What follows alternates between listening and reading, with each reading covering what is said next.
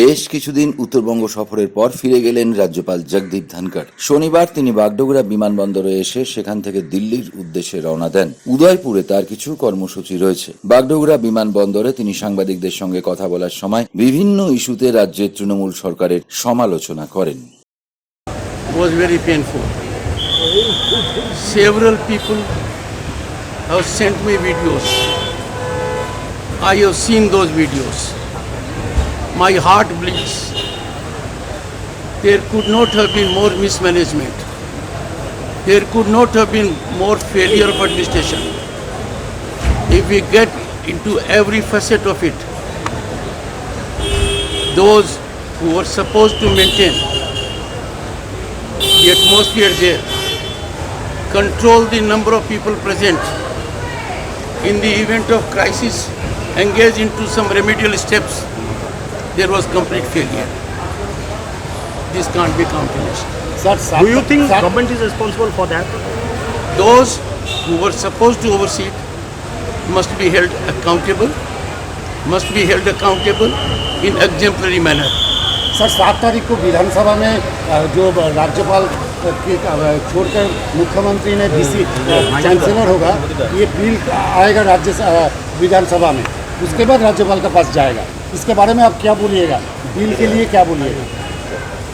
University का जो क्या क्रिकेट के अंदर आप उस गेंद को खेल सकते हो जो आप पर फेंकी नहीं गई? जब भी मामला मेरे सामने आएगा,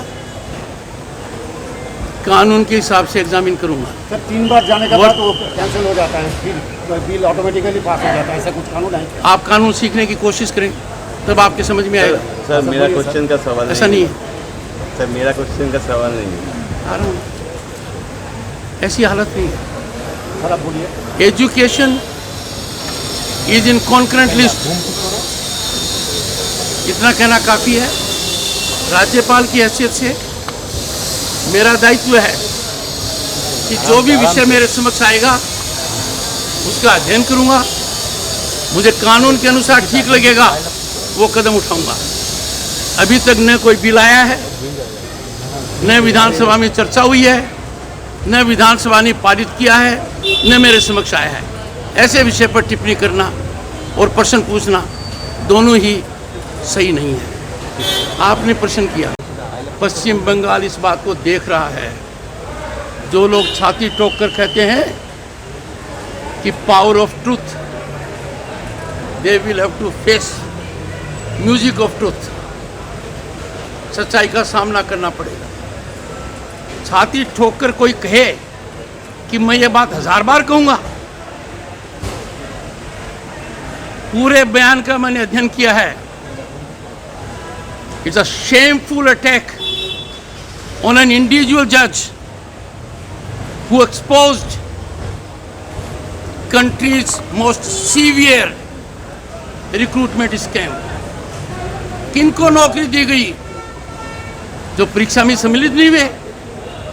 किनको नौकरी दी गई जो लिस्ट में कभी थे नहीं? किनको नौकरी दी गई भाई भतीजावेज के आधार पर? ऐसी परिस्थिति के अंदर, एक जनसभा के अंदर इस प्रकार का बयान देना किसी भी तरीके से जायज नहीं है। और हाई कोर्ट का निर्णय जो टेक्निकल पॉइंट पर है, उसके बाद उसका सेलिब्रेशन करना मिसकंसीव्ड है। I have gone through the high court judgment, it's on a technical point. मैंने चीफ सेक्रेटरी को और संबंधित विभाग को कहा है, सीआरपीसी के तहत, आईपीसी के तहत एक्शन लें। और यह भी कहा है कि सितंबर 2021 में जब मैंने इस बात की ओर ध्यान आकर्षित किया था, तब एक जज पर इसलिए अटैक किया गया, मिलजुल कर किया गया, इन टेंडेम किया गया, सिंक्रोनाइज तरीके से किया गया, क्योंकि वो नंदीग्राम का चुनाव याचिका डील कर रहा था। यह भी पूछा उस पर कार्यवाही क्यों नहीं हुई। पर इस पूरी प्रक्रिया में क्या चौथा स्तंभ कुछ सोचेगा? क्या कुछ हिम्मत जुटाओगे?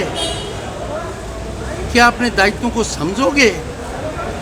क्या कभी अपन अंदर झांकोगे? क्या कभी ये कहने की हिम्मत करोगे कि प्रजातांत्रिक व्यवस्था पश्चिम बंगाल में तार तार हो गई है? जिस दिन करो, इस विषय पर और प्रश्न लो।